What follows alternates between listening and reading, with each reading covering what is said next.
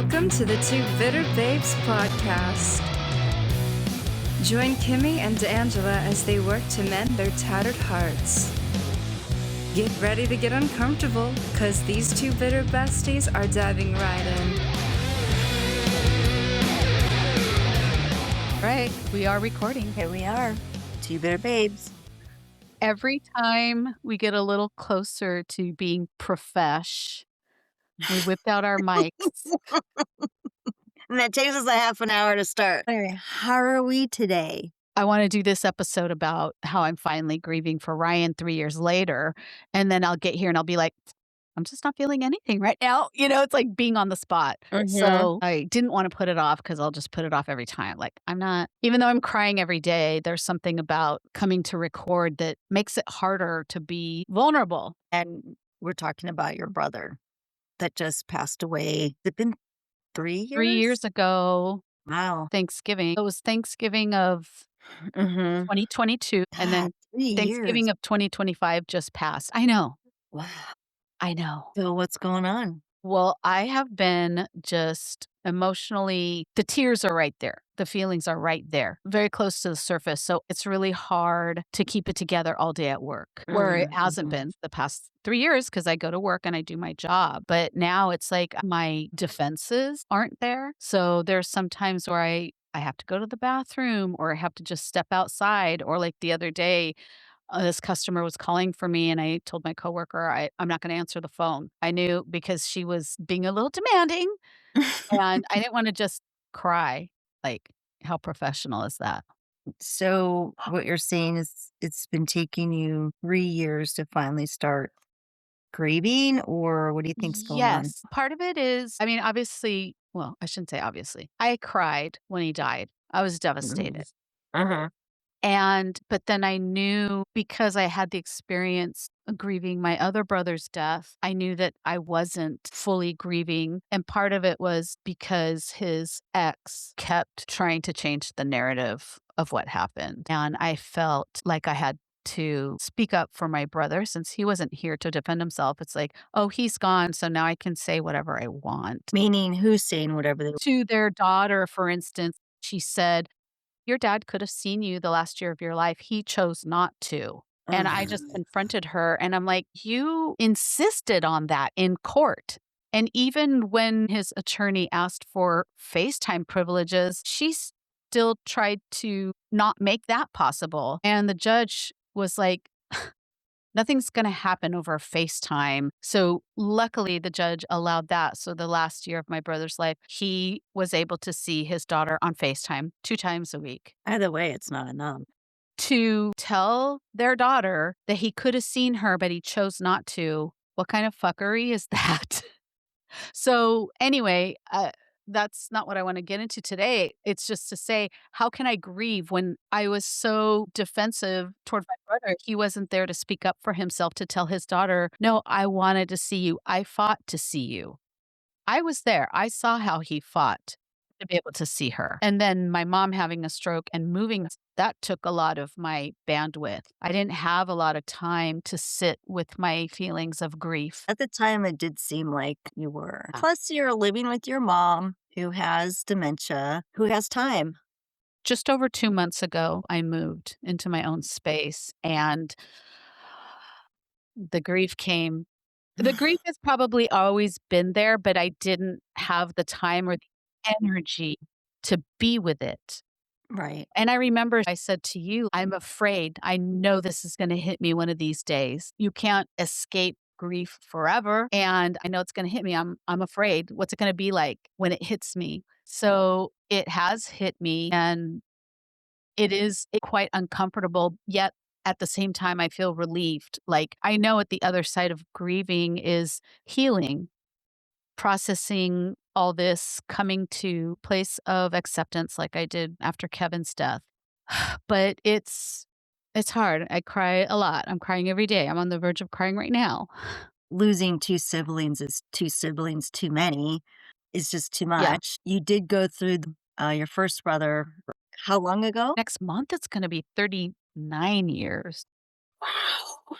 I know. It's so tragic. Both your brothers so young. And it's just interesting how this time you were afraid to feel the grief. When you've felt it before, I'm wondering why this time was different. I was afraid because I Mhm. thought when it finally came, like when a dam breaks, that it would be overwhelming. But what am I talking about? Grief is overwhelming. It is. It's consuming. When each When of my it's brothers died, I was it incapacitated for a while. And you use the word interesting. It is so interesting to me, Kimmy, that I can have acceptance. Like, I know how my grief has changed over almost 4 decades since Kevin has died. Mhm. And at the same time, I'm at the place in my grieving process with Ryan where I'm saying, I hate this. I wish this didn't happen. I wish this wasn't part of my reality. It's like I'm living 2 different timelines. In one timeline, I'm a woman who has come to a place of acceptance with grief, and then on the other timeline, no, fuck no, I don't accept this. Yeah. And it just goes to show how powerful the mind is. I can't wrangle it.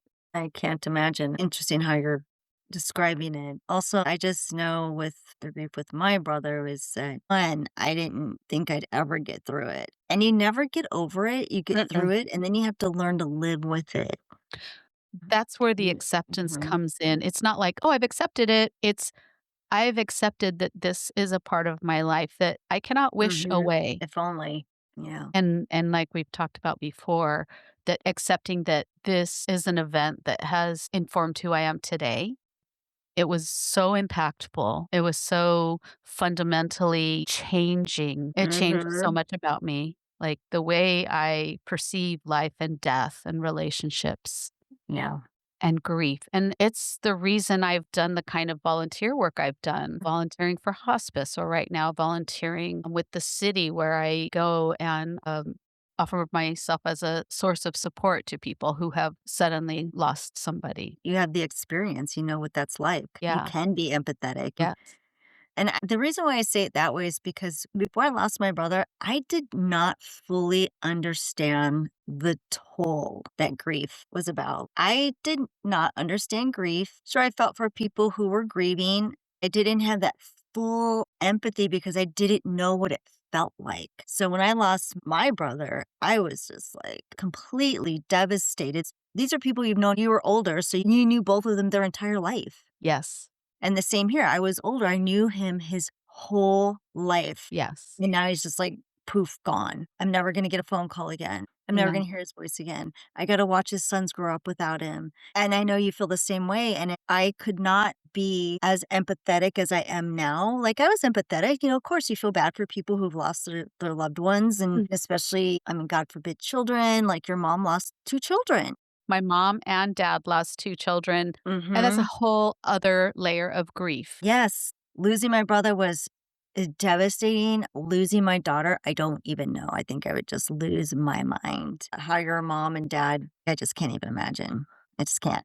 What I'm saying is that you can be empathetic, but you don't truly know these experiences until you actually live through them. And it's just like you said, the mind is so weird and the emotions are, what is that? Is that DNA? Is it like your soul? I don't know, your brain, your neurons having synapses. But like, I hate to say this, but when my mother passed from COVID, and devastating as that was to watch her die of COVID, she and I did not have the relationship that my brother and I had. So the grief for her just wasn't as unbearable as it was my brother. My brother it was unbearable.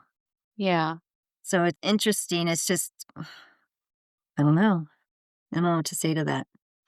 I've heard you say with your brother that you felt protective of him, like I Oh, yeah. felt with my brother as older Hmm. sisters, and especially growing up in Dysfunctional dysfunctional families. families. So Mhm. it's not just being protective physically, but I was emotionally protective. I was mentally Mhm. any way I wanted to shield him as much as possible Right. from life's harshness. And it's wasn't our job really to have to No. do that. That was a parent job. Right. So we were surrogate parents Yeah. in a way. And I think that's why the grief is so intense, is Yes. because we had that kind of relationship with our brothers. Yeah. I feel like maybe because you were finally in your own space, Mhm. and not distracted by your mom and your auntie and the things that they're up to.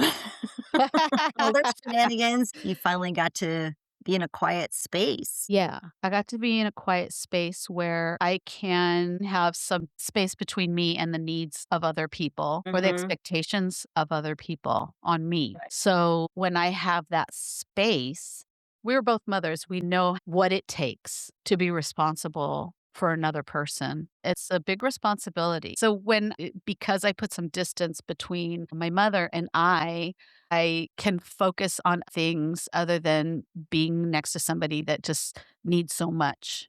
Mhm. So that did free a lot of space for me to be like, "Oh, wow, he's really gone." There's a lot of times where I wanna call him and I'm just like, "Oh, yeah, I Yeah. can't call him." We shared a lot of inside jokes. And I wanna text him something funny all the time. I wanna call him and go, "Oh my gosh, you would love this. This would have made you laugh." And that is the privilege of growing up with someone Yeah. is you have all these inside jokes and all these memories. And remember that one time, like, Yeah. grew up together, you're in the same household together, you just share this bond that you don't share with anyone else. Yes, because even though they had their own experience with it, we grew up Mhm. in the same household with the same, you Crazy know, parents. craziness that was going on, and we could laugh about it together.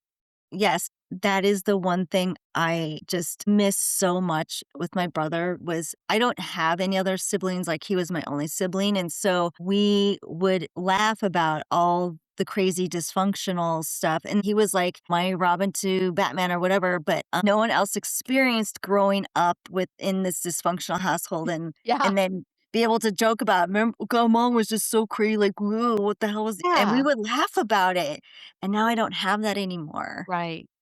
Yeah, it's a loss 'cause Mm. we could cry together, especially that last year of my brother's life, because I was staying him with him a lot. He was Mhm, recovering from his first attempt, and sometimes he would tell me things that I didn't know because even though we both were in the same family, mhm. I was 7 years older than he was, so I was off at school, and he was experiencing some things that I didn't even know about, and he would share it with me, and I got to listen empathetically and to be like, "I'm really sorry that happened. You didn't deserve that. You were a little kid." Yeah. So there was that you don't usually get to have with other people besides a therapist or Right. a best friend. But, your siblings are people that you can hold space to grieve, but then also bring in that humor of like, "Was that nuts that we Yeah. survived that?" Did that really happen? Yeah. Oh. So I just wanted to bring this up because there's such an expectation of how grief is supposed to go. Mhm. Well, I shouldn't say nobody. Most people don't expect you to just keep it together. Like, people know you're gonna be devastated and cry, and then you go to the funeral, and then guess what? After that, you just get back to life as normal. So when people are like, "Oh, 1 year later, 2 years later, 3 years later, 10th" yeah, this grief is hitting me 3 years later. Mhm. Not that I didn't grieve before that, but it was always kinda put on hold. Yeah. And just to say, that's okay. It doesn't matter how long it takes because it's not a race and there's no end. There's Mhm. no end. Mm-mm. There are times I still think of my brother and I'm just like, Yeah. just tear up. And then once in a while, my mom too. I do give her credit. She was very brave in the end. She knew she was going to die. Yeah. So that was, wow, that was really brave. For knowing you're going to die as soon as they pull that oxygen from you. Wow. Yeah, so that was crazy. But just for an example about what you're talking about expectations, my cousin, this was her second marriage. They'd only been married about a year and they had been making plans for retirement and all this stuff, bought a house in another state. And he suddenly died of a heart attack or aneurysm, whatever it was. They never did an autopsy because it Mm, wasn't right. suspicious. So she found him, like, he's like, I'm really tired. I'm going to go to bed. And it was at the usual time that he normally goes to bed. Yeah. So it was not a big deal. But then she went upstairs and found him not living anymore. She really, really loved him. And I would check up on her even like, a few months later. She's like, yeah, I'm still not doing really well. I don't know, maybe I'm just weak. And I'm like, stop. You get to grieve as long as you want to. Why do you think you're just going to be over it in like 6 months? This was a man that you found in the second half of your life. You're very in love. You guys were planning a future. You even bought a house somewhere else. That doesn't make you weak. You're going to grieve. And of course, life goes on. You have to keep living your life. At some point, you have to get up and go to work. Why do you think it's a weakness that only barely 6 months later you're still grieving? Like, it's okay. You can grieve as long as you want, as hard as you want. Did she hear you? I don't know. Because you're one person, like a drop in a pool of expectations that she should be done. 6 months later, you should be back to normal. Yeah. We need to hear it over, just like how we hear over and over and over and over and over and over and over how things are supposed to be. One time hearing it, we're not just going to be like, oh, I don't have to do it like how society is telling me to do it. Mhm. Still, there are times where we're like, why do we beat up ourselves? What was the other day we were talking about resting? Like, why do I feel like I always have to be accomplishing something? I can't just sit and take a I day think off. it's called adult ADD and overthinking, which is, I think, also considered ADD. It's just hard to go against what's been ingrained in us. People just need to know it's okay to fall apart. It is 100% okay. Yeah, and I'm still going to work and everything. The tears are just right there all the time now. Mhm. And I'm usually crying in the car on the way to work. I'm crying in the Mhm. car on the way home. Yeah, when all that happened with my brother, that's when I got accepted into grad school, so I had to drive to UW and back all the time, and that was like a good half hour, 45-minute drive, and as much as I hate driving in traffic, it was really good because I cried almost every day on Mhm. that drive to school, and then eventually it just became less and less and less, but that was Mhm. my moment to just be like, "Bruh." Yeah. Yeah. I would listen to the songs that just reminded me of him and Mhm. just do my thing. Yeah. There's just a lot of songs or even shows that I'm watching, like, somebody Mhm. will say something or whatever that just moves me to tears, Yeah. literally. And because I need to cry, so it's nice that I'm listening to things and watching things that unlocks that part of me to I'm, like, Mhm. grieving with the character, or I'm grieving with the songwriter or the lyric writer, the composer. That's why art is so amazing because you get to connect in ways that are not always available, or it's not always the right time. I don't wanna fall apart in the elevator with 4 other people in there, Mhm. right? Art can create a safe space for you to feel your feelings, and even though nobody's there, I'm connecting with the artist. I Something know that you don't wanna fall apart in front of strangers, but I think I did a few times. when you can't hold tears back, you can't hold the tears back. Yeah, and again, it's okay. And then you bump into a stranger, you may be in the elevator, you might be the one of the 4 people and this person's breaking down, you're like, "Oh my god, are you okay? Do you need anything?" They tell you, "My brother just died," or "My sister just died," and you could be that one that just be like, Yeah. "I get you." Yeah. Definitely. That's why we need more of this shared language. A lot of times, the reason why you can be in a group of people and start crying and just end up feeling so alone is not that people don't care, they don't know what to say and they're afraid to make it worse. Just sit with them. I don't know what to say. I don't know what to do for you right now, but I'm here. I'm going to sit here with you. Yes. And sometimes that's all you need. Just sit with me Yeah. to know I'm not alone. It's the presence of somebody who's willing to sit with you with your pain because grieving is lonely. Mm. Even if we're with a person who has experienced something similar, there's just that part that only you know. It is lonely. You lost your brother. I lost my brother. But there's some parts that I will never know what it feels like to you. Right. And but so And same for you. Yeah. I can't say anything to you about that, but I can be with you while you feel that. Hmm. Might not know what it is, but I can know that it hurts and I can care about that. The one thing I do know about grief is it is a proclamation or statement of how much you cared for that Y person. Yes. and how much you were just connected maybe more to that person. Like I cared for my mom, I just wasn't connected to her in the way I was with my brother. We're grieving that connection breaks. That's so painful.